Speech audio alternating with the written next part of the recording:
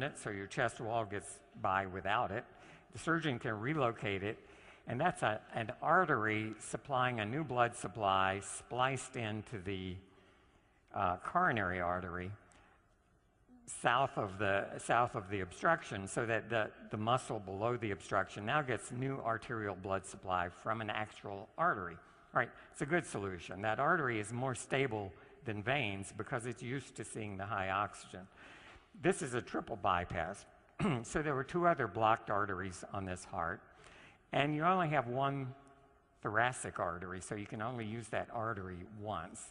In this case, there are 2 vein grafts. So vein was harvested from this patient's leg, and you see there are 2 vein grafts that are spliced in at the top end. You can see there to the aorta, so they get new blood supply. And at the other end, which you can't see in this case because they're on the other side of the heart, they're spliced into also 2 more blocked arteries. Right? Those veins are going to be more problematic than the artery. The artery has a 10-year failure rate, maybe as low as 10 or 15%. The veins, 50% or more will fail by 10 years. So that's the problem with this surgery. So where does the Ohio State study come in? And I'm going to quickly take you through the results. It measured the wall thickness in human saphenous veins that were going to be used for surgery. The surgeon removes more than he needs because you don't want to run short of pipe if you're a plumber. So there's leftover pipe every time a person undergoes bypass surgery. That's what was used in this study. They were incubated either at low oxygen, and that's described here as the freshly isolated. They don't change if they're incubated in low oxygen, or at high oxygen. And after 2 weeks incubated, where the only variable really is high oxygen, you get intimal hyperplasia, you get wall thickening. So this was done outside living people in a laboratory model. And so the blue bar is where the intimal thickness should be if you're looking at the A panel. The red bar is after 2 weeks at high oxygen, and the wall has already thickened several fold.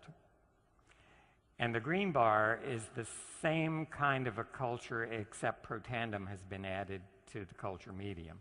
And so even in high oxygen, the protandum treated veins have avoided intimal hyperplasia.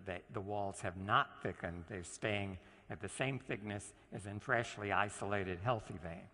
Here we're measuring the intima in panel A, the media, the next layer in panel B, and what you can see is with protandum in the diagram on the right, the intima and the media layers are still thin. There's a big opening in this pipe. It's conducting lots of blood.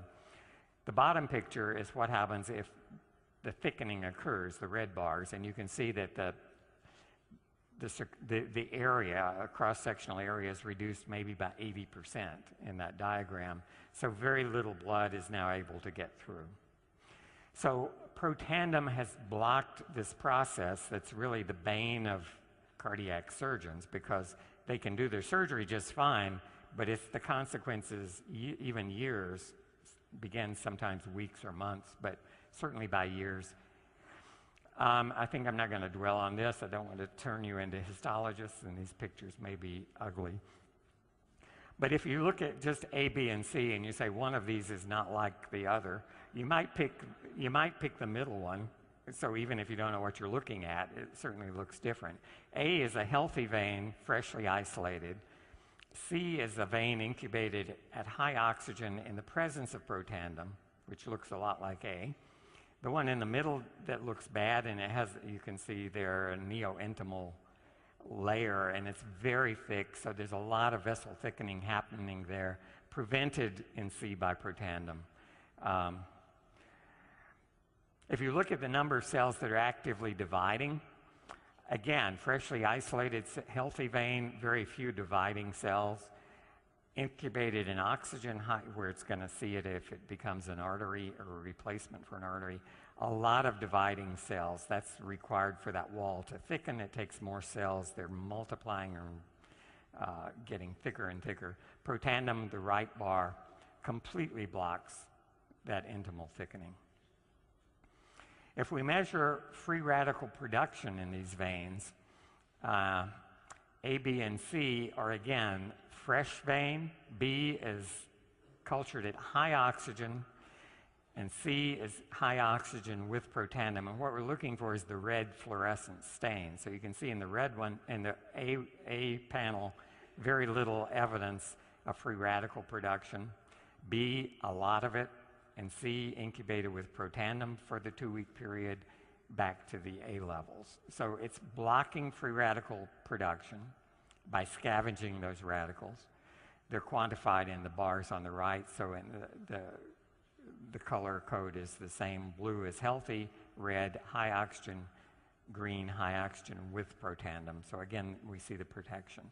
This is looking at lipid peroxidation marker. This one is very closely related to T-bars, which was in our original study. It's a specific component of T-bars, 4-HNE.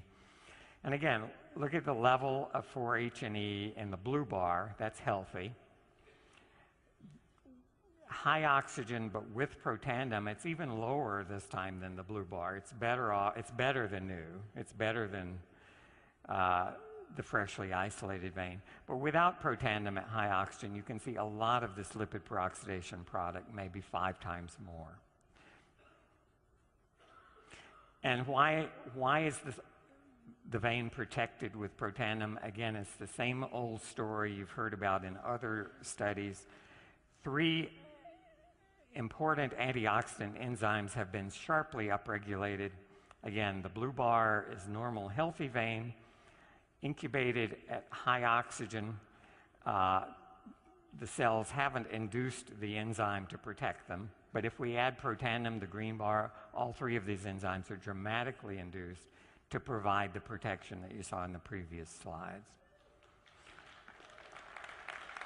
This is another measure. In this particular case, catalase was focused on because there's a convenient specific inhibitor of catalase. Turned out that catalase is absolutely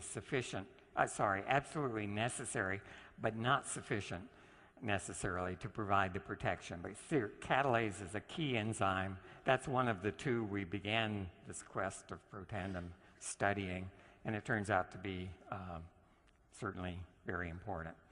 So the conclusions are that the saphenous veins used in arterial bypass surgery suffer from oxidative stress, and that's no big surprise due to the higher concentration of oxygen in the arterial blood that they're now asked to carry.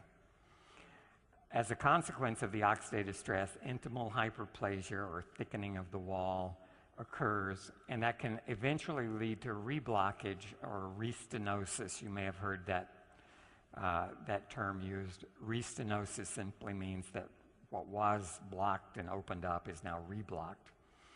And the important part for us, protandim prevented this wall thickening in saphenous veins cultured at high oxygen, suggesting that NRF2 activation may extend the life of arterialized veins in vivo. And I want to show, kind of out of time, but I want to mention angioplasty very quickly. This is a blocked artery, and you see it longitudinally and in cross-section with a big yellow plaque that's occluding part of the lumen. Here, a catheter has been threaded into up through the aorta and into the coronary arteries. And this is a very thin-looking wire, but it has an inflatable balloon on the end. And outside the balloon is a little collapsed wire cylinder. This is like if you took a piece of chicken wire and made a cylinder, you could compress it down into a very thin rod. And if you inflate the balloon that's inside, you can expand that cylinder. So that's what the surgeon does. He locates this where the plaque is, inflates the balloon, and you can see that wire mesh cylinder now being inflated, expanded. And that holds the vessel open. Without that wire stent, that's what a stent is. Without the stent, the vessel would collapse when you deflated the balloon, or at least largely. And so here, after you expand the wire mesh, you deflate the balloon, pull it out, and now you've got an artery in the picture on the right in cross-section that has a wire cage holding that plaque against the wall making sure there's a big lumen. The unfortunate part is this is 6 months later. These are from pigs. And on the left, you see a lumen that is wide open, and those little black dots are actually the wires in cross-section of this stent that's been expanded. So you can see it holding that vessel open. If you come back and look at another pig with another stent, but after 6 months, look at the difference. You can see that light pink tissue labeled intimal hyperplasia. That's a proliferation of cells that in only 6 months has closed that lumen down probably 80%. And that's the iatrogenic problem. It was created by placing the stent. The stent did a great job initially, but this is a problem with, and this is a bare metal stent. One of the ways medical device companies have responded to this is many stents are now coated. They're called drug-eluting stents or coated stents, and they have time-release chemicals that inhibit intimal hyperplasia on the metal frame itself. That lasts for a while, and it improves things maybe for a year or two, but not for the really long haul. So intimal hyperplasia is a real problem. Finally, this is carotid endarterectomy, the other procedure. This is the big arteries in the neck. And this is an actual picture of what a frequent location for the plaque develop is a fork in the road. So this carotid artery has a branch in the side of your neck. And that's where plaque often develops. This is what it looks like if the surgeon opens that artery. It looks like a big chunk of a cheeseburger caught in there. And what they do is they literally scrape. If you had a cheeseburger for lunch, I'm sorry, but they literally scrape that out and sew the artery back together. And it works with high success rate. I said after 10 years, about 70% are still fine. But that's a traumatic event for the artery. It's been opened up, the lining scraped out. And so these, when they fail, it's usually due to intimal hyperplasia as well. And so finally, oops, I thought there was one more slide, but maybe not. The implication is that 1.5 million people a year undergo this procedure. And that's a huge number of people who have processes going on that are almost surely going to lead to failures of these carotid arteries, bypass surgeries, the angioplasty, the coronary artery endarterectomy, a big market for something that can help prevent intimal hyperplasia. And I think you're connected with a product that might be really useful to do exactly that. So sorry for overtime. Thank you very much.